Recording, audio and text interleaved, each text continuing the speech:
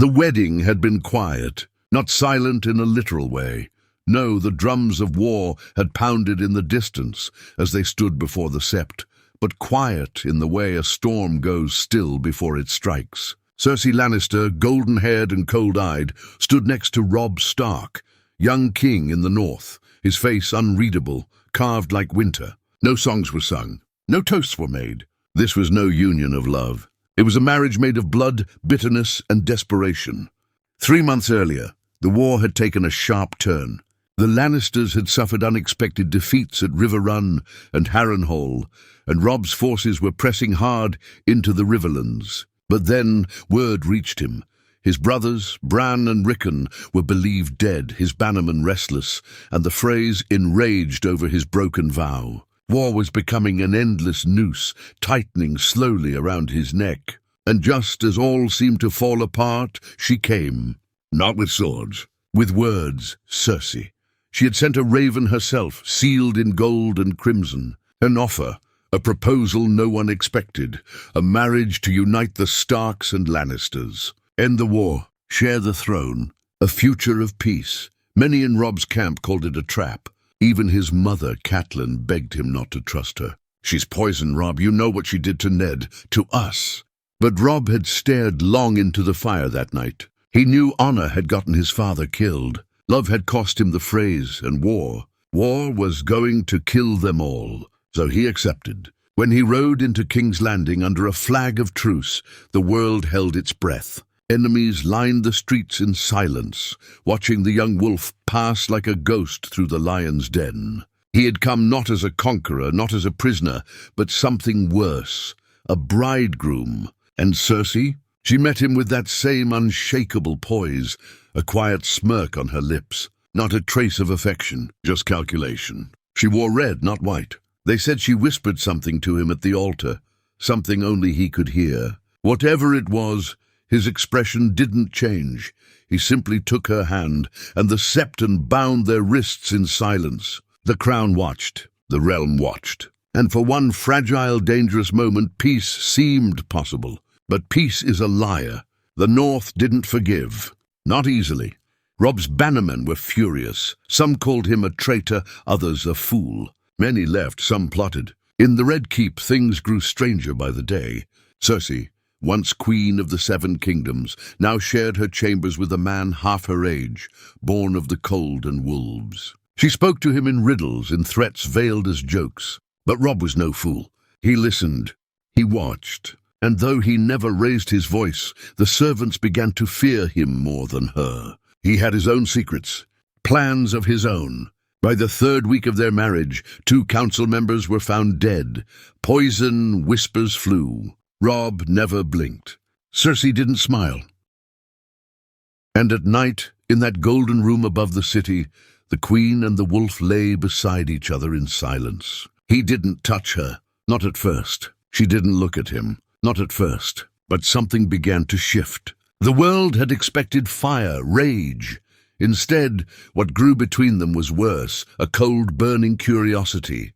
She found his quiet strength disarming. He found her venomous tongue almost fascinating. It wasn't love, not yet. It was war dressed in wedding silk. And the first to die because of it was Jaime. Jaime's body was found in the Blackwater, face down, armor still on, no wounds, no blood, just gone. The city went mad. The King's Guard searched every alley and chamber of the Red Keep, stormed taverns and brothels, dragged in men and women to question, but no one knew how the Queen's twin had vanished, or who had killed him. Cersei didn't cry, not in public, not even in private. She sat in her chamber for hours, wine untouched, staring at the flames. Her face didn't move, but her eyes burned. Robb stood by the window when they told him. The morning sun bled red over King's Landing as he turned to face her. "I didn't order it," he said quietly. She didn't answer, just looked at him like she was trying to see through skin and bone to find the lie. "I would never have him killed without a reason." Still silence.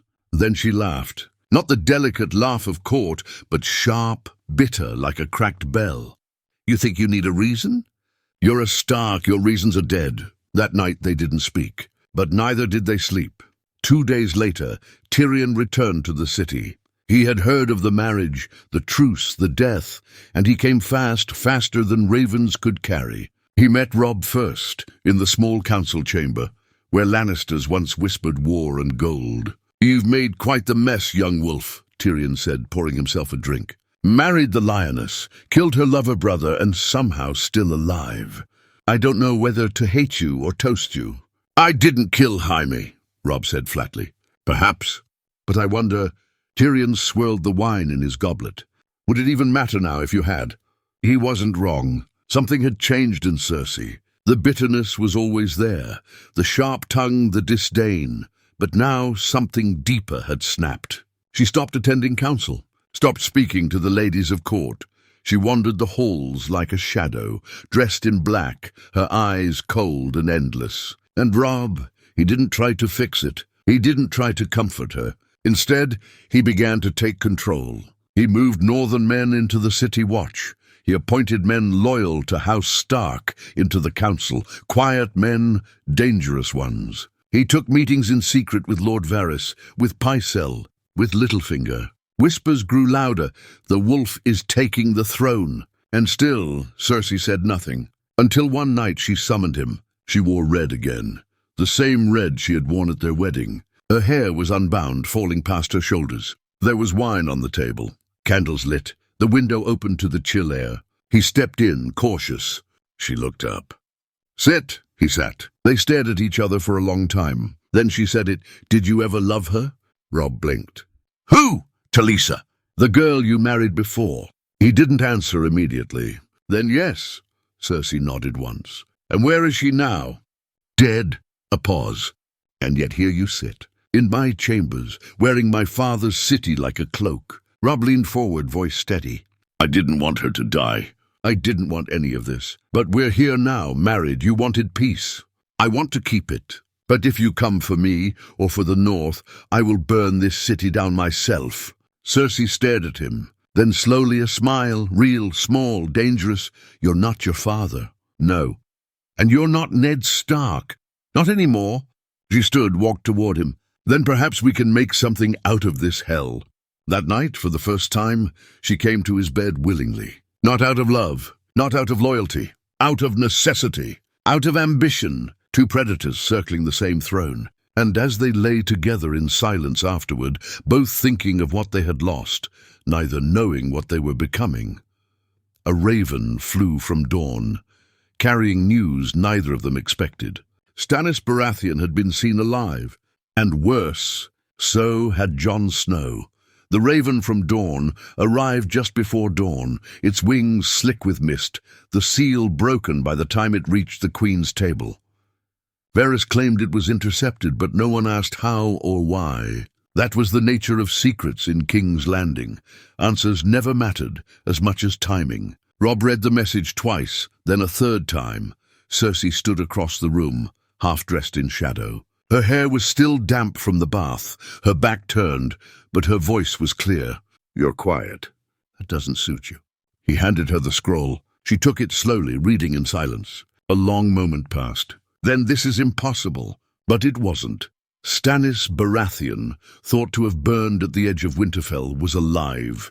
He'd taken refuge in Sunspear under the protection of House Martell. And not only that, he had formed a pact.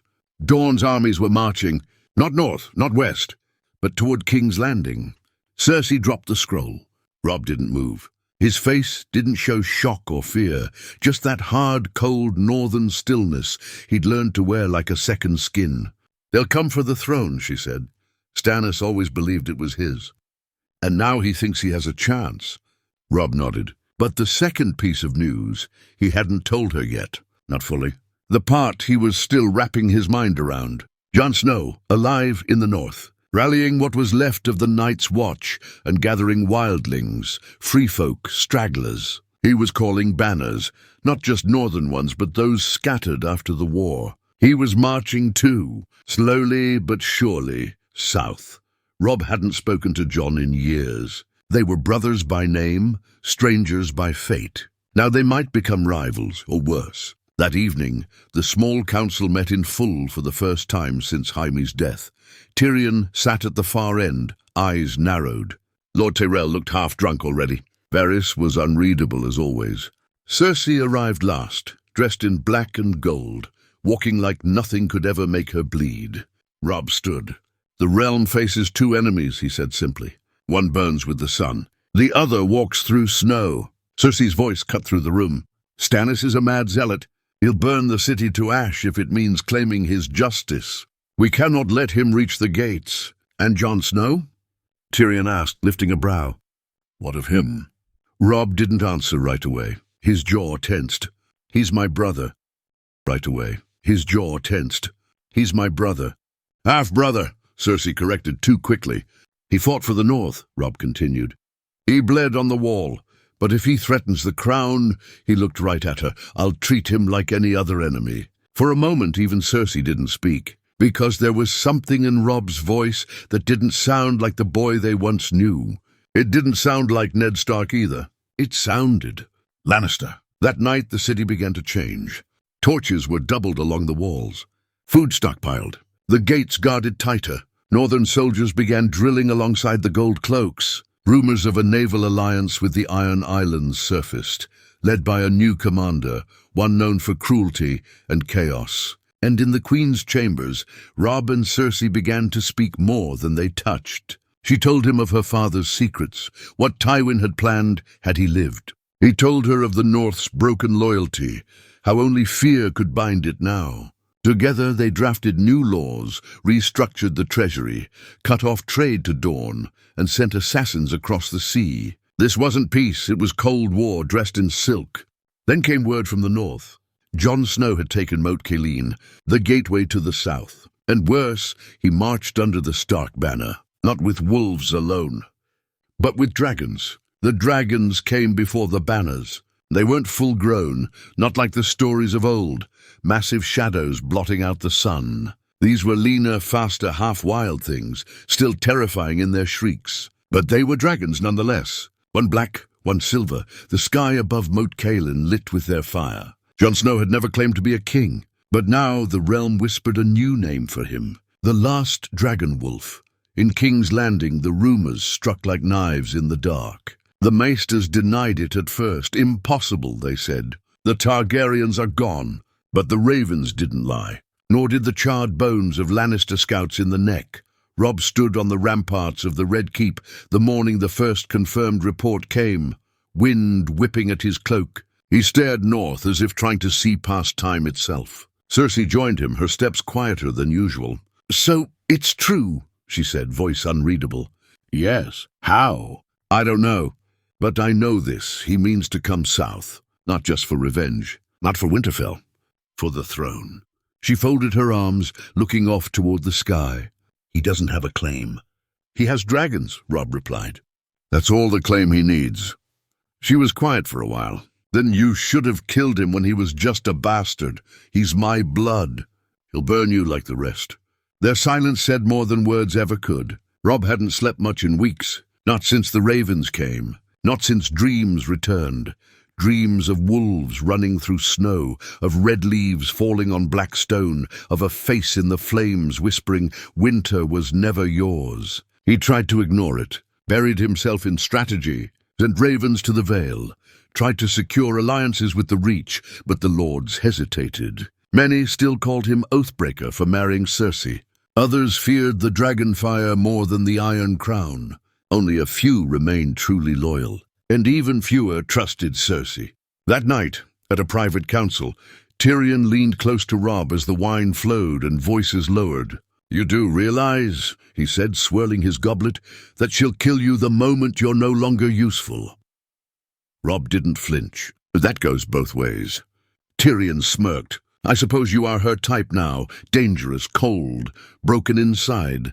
Robb didn't answer, because maybe it was true. Later in their chambers, Cersei sat brushing her hair while Robb studied maps. Her voice came soft without looking at him. "What would you do if you had to choose? The crown or your brother?" He didn't look up. "I already made that choice." She nodded slowly, lips tightening. Then she said something that made his blood still. "I'm with child." He turned sharply. What? She met his eyes, expression unreadable. Yours, or maybe Jaime's, or maybe no one's, but when it's born it will wear both our names. Robb stood slowly, unsure whether to believe her, unsure if it mattered. If you lie, I'm not. Her voice dropped. This is our chance. The next generation. Stark and Lannister, Wolf and Lion, maybe even Dragon. But something in her eyes was off, like she had already made a decision he hadn't. 2 days later, word came. Jon Snow had passed the twins. House Frey had bent the knee without a fight. Her dragon had landed on their tallest tower and melted its gate into slag. And in the same breath came worse news. Dawn had fallen. Stannis was marching up from the south. Jon from the north. King's Landing was surrounded by ghosts from old wars. Enemies Robb once called family. All while sleeping next to a woman he didn't trust. And fathering a child he wasn't sure was real. War was coming again. And this time, there would be no peace. They met in the throne room for what might have been the last time as king and queen. Cersei stood before the Iron Throne, fingers grazing its edge like it belonged to her more than to anyone else who'd ever sat there. She didn't look at Robb when he entered, didn't offer a smile. Her silence was a blade. I need your help, Robb said, voice low, direct. She turned slowly. Her eyes were tired, not weak, just hollow. You need my gold. My influence, my fear. I need your loyalty. She laughed. Not bitter this time, but soft. Sad, almost. You had that once. For a few nights. Then you started sending your wolves into my court. Into my bed. Robb stepped closer. There's no time for games anymore, Cersei. Stannis is 3 weeks out. Jon, less than that. The dragons are real. I've seen the fire. You have your enemies. I have mine. But if this city falls, we lose everything. She said nothing. Then she whispered, You're not afraid of them. You're afraid of him. Robb clenched his jaw. He's not the same Jon I knew. That boy died at the wall. This one breathes fire. Cersei moved past him, slow and calculated. Then burn him first. But it wasn't that simple. The dragons were untouchable. The North was rallying behind Jon as if winter itself marched with him. His name was no longer whispered with scorn. It was spoken like prophecy. The Stark who rose from the dead. The Targaryen with the blood of wolves. Robb could feel the weight of it in every hall of the Red Keep. Servants bowed too long. Lords hesitated when speaking his name. Even the small council had started using the word if more often than when. If King Robb holds the city, if the dragons breach the wall, if the Queen's child is real, it was falling apart. That night Robb called for Varys. They met in the dark chambers, beneath the Red Keep, among the bones of old kings and long-forgotten monsters. I need a message delivered, Robb said. To whom? Jon Snow. Varys's eyebrow lifted just slightly. The wolf seeks parley? Not parley, truth. Robb handed him a scroll, sealed with wax. If there's anything left of the brother I knew, he'll come. Varys took it, unread. And if he doesn't? Then we'll bleed this city dry before I let a dragon take it. But even as he said it, a whisper crept into Robb's mind. You already sound like her. He left the crypts feeling heavier than when he entered. In the Queen's chambers, he found Cersei alone. No guards, no wine, no lies. She looked pale, weary. I sent word to Jon, he said. Her lips curled slightly. To beg. To meet. She stood. You're a fool. You're a liar. Then we're well matched. He crossed the room in 2 strides, grabbed her wrist, not harsh, not soft. Tell me the truth about the child. She stared up at him, chin tilted defiantly. Does it matter? It's mine. That's all this throne ever needed. A name. He let her go. Then we're done lying to each other. As he left, she called after him, voice cold and sharp. If you kneel to him, Robb, if you bend to him, I will burn you myself. He didn't turn back. Because deep down, he wasn't sure if he'd kneel, or if he'd put a sword through his brother's heart. The next morning, the Raven returned. Jon had accepted. They would meet at the ruins of Harrenhal, alone. No armies, no dragons, just 2 brothers, torn apart by death and thrones. And only one of them would return. Harrenhal was colder than Robb remembered. The once mighty fortress lay half swallowed in ash and silence, its towers melted by dragonfire decades ago, its halls echoing with the ghosts of dead kings and darker men. No banners flew from the battlements, no trumpets announced arrival. It was just stone, wind, and the weight of too many broken oaths. Robb rode in alone as agreed. No guards, no blade at his hip, only a dagger hidden beneath his cloak. He didn't trust Jon, not anymore. Not since dragons had taken to the sky, and whispers of Targaryen clung to Jon like shadow. He dismounted near the great hall, where the roof had collapsed long ago, and waited. Jon arrived just before sunset. He rode a black horse, no saddle, no armor. A sword strapped to his back, Longclaw Valyrian steel, gleaming in the fading light. Behind him, high above, one of the dragons circled once, then vanished into the clouds. Jon looked older. Not in years, only a handful had passed, but in weight.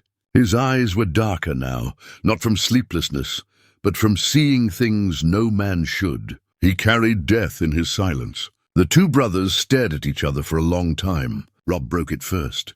"You're alive." "So are you," Jon said. "For now." They didn't embrace, didn't smile. Too much lay between them. War, blood, thrones. Betrayals too deep to speak aloud. Robb nodded toward the stone bench. "Sit." They did. Neither spoke for a while. Then Robb said, "Why dragons?" Jon looked at him. "Why Cersei?" The wind howled between them like a warning. "I didn't choose her," Robb said quietly. "She offered peace," Robb said quietly. "She offered peace." "A way to stop the war. You thought you could control her," Jon cut in. "You thought you could wear the crown and not become her." Robb's jaw clenched. "I did what I had to." "So did I." They were quiet again. Finally, Robb asked the question that had haunted him most. "Is it true? Are you really a Targaryen?" Jon didn't answer right away. He stared at the sky, as if the stars might answer for him. Then he said, "My real name is Aegon. Lyanna Stark was my mother. Rhaegar was my father." Robb stared, struggling to speak. "They lied to us." Jon nodded. "All of them. And now you march south with dragons, claiming a throne you never wanted." Jon's eyes flashed. "I didn't want any of this, but I can't let her win. You've seen what she is, what she's done." Robb didn't deny it. "She killed Jaime," Jon continued, "poisoned his wine, tried to blame it on Tyrion, sent men to Dorne to murder the sand snakes in their sleep. She burned half of Riverrun after the Tullys refused to kneel." Robb looked away. "I know what she's done." "Then leave her, join me. The North still remembers. They'd follow you again if you chose the right side." Robb stood. "You think this is that simple?" "She's using you," Jon said, rising to meet him. "There's no child. There never was. She lied to keep you leashed." Robb's eyes narrowed. "And you'd know that how?" "Because I've seen what real power looks like," Jon said, "and it doesn't need lies." The silence stretched thin, brittle as ice. "I can't abandon the city," Robb said at last. "The people would burn with it." "Then help me take it without fire." Robb studied his brother's face. The cold resolve, the quiet desperation. "You think I can betray her without starting another war?" Jon stepped closer. "No, I think you can end one." They left the ruins just before nightfall. No peace made, no promises kept. Only a fragile understanding sealed by blood and silence. As Robb rode back to King's Landing, the dragon's cry echoed across the dark sky. And in the Red Keep, Cersei was already waiting, holding a letter from Stannis. Cersei was waiting when Robb returned, alone, in the solar, seated beneath a tapestry of lions feasting on stags, a gift from her father in another life. The letter was open on the table, her fingers resting lightly over its blood-red seal. She didn't greet him, just stared. "You met him," she said flatly. Robb removed his cloak, unfastened the wolf-shaped clasp. "I did. And he wants the city without fire. He offered an alliance." Her jaw tightened. "How noble. It would save thousands of lives, Cersei, children, innocents, people who've already bled for too many kings." She leaned forward slowly. "Let me ask you something, husband. How many innocents died when your banners stormed the twins? When you betrayed your vows to the Freys? How many will die when your bastard brother turns on you just like you turned on your father's memory? Robb didn't flinch. And how many did you burn in the sept? The air thickened. Her lips twitched into something between a smile and a snarl. You think he'll spare you? She said coldly. You, the boy who married his father's killer, who wears the city that butchered his kin like a crown. He'll gut you in the throne room. He's not like that. No, she hissed, he's worse. He hides behind honor like a cloak, but inside he's a storm. Just like his father, just like every Targaryen. She slid the letter toward him. It was short. Stannis Baratheon offered terms, not to negotiate but to claim. He would enter King's Landing by sunrise, on the last full moon of the month. The city would open its gates or burn. Any resistance would be met with fire, and Robb Stark would be executed as a traitor to the realm. Robb read it twice, then set it down. I thought he was dead. Men like him don't die easy, Cersei said. They rot slowly. And what do you suggest, he asked. That we fight both him and Jon at once? Her voice dropped to a whisper. No, we let them fight each other. He frowned. We open the gates to Jon, she said. Let him take the city. Let him kill Stannis. Let him believe he's won. And then, she leaned closer, her breath like frost. Then we gut him from the inside. Poison his dragon. Turn his allies. Slit his throat in his sleep if we must. The realm will love him for a moment, but we will outlive them all. Robb stared at her, and for the first time realized what she truly was, not just cruel or clever, but something far more dangerous. Patient. You'd let the city fall just to get what you want, he said. No, she whispered. I'd let it rise again in our name. He stepped back. You were right about one thing, he said. There is no child. Is there? She looked up at him, still calm, smiling. No, she said. But you've already built the myth, and myths matter more than truth. He didn't answer. Couldn't, because deep down he had helped her do it. The next day, Robb called the council. Tyrion, Varys, Maester Qyburn, and 3 new lords from the Reach who still bent the knee to House Lannister. He laid the truth bare. Stannis was days away. Jon would arrive before that. A decision had to be made. We open the gates, Robb said. Tyrion's brows rose. To which army? He looked around the table. His voice was steady, unshaken. To my brothers, gasps, arguments, outrage. Cersei said nothing. After the council ended, Robb remained in the throne room, alone, until Cersei entered. She didn't ask questions, just walked to the Iron Throne and placed her hand on the cold steel. Do it your way, she said.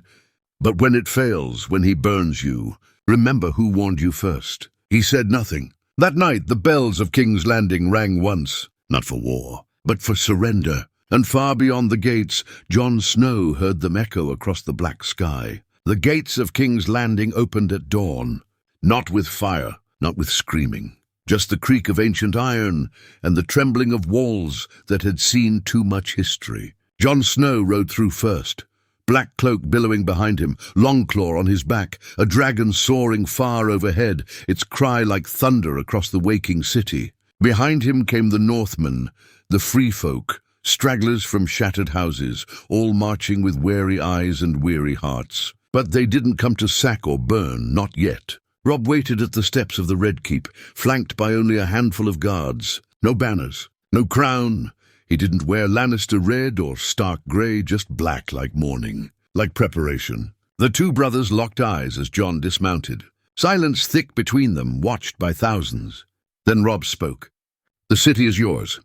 Jon nodded once. And you? I'm still deciding.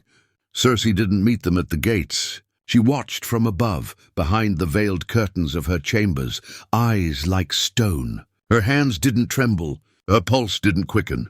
She was waiting. Waiting for Jon to make a mistake. Waiting for Robb to prove weak. Waiting to become the storm again. In the throne room, Jon stood before the Iron Throne for the first time. He didn't sit. Instead, he turned to the lords gathered. Tyrion, Davos, Arya, Sansa, even some who had once called him a bastard and traitor.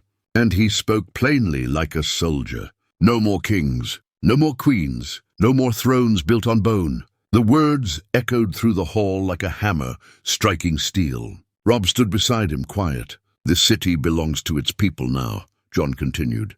There will be no executions, no fire, no revenge. Murmurs rose, confusion, even fear.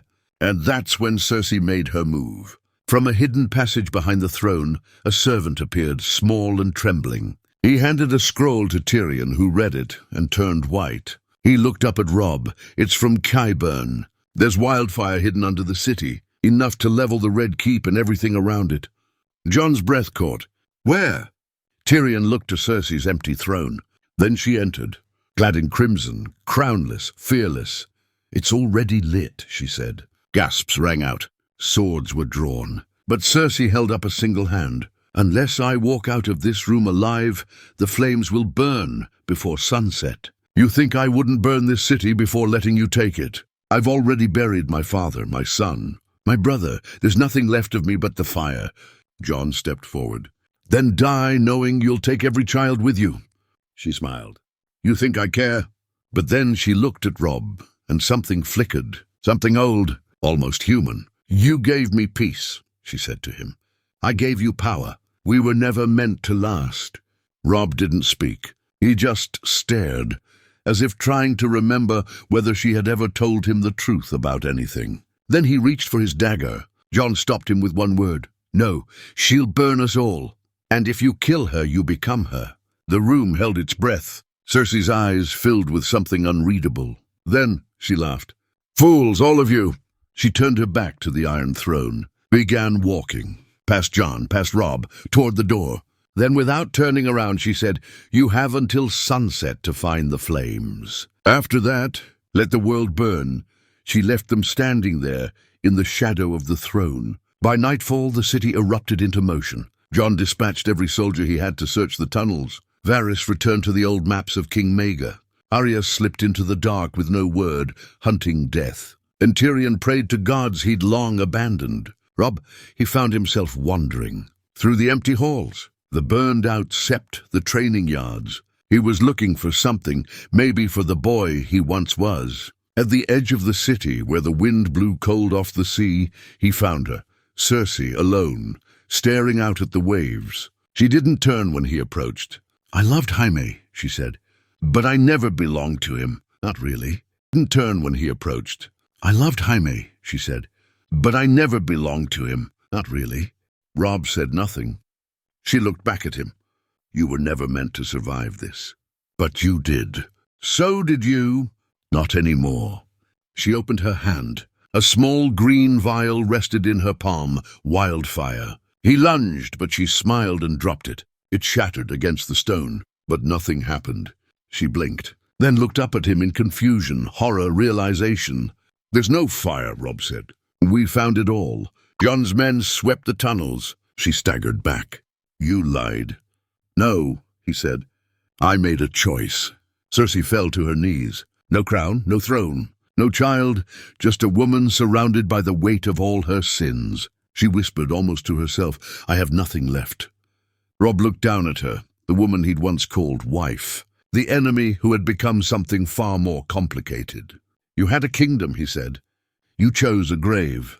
And he walked away. Cersei Lannister was taken from the city quietly.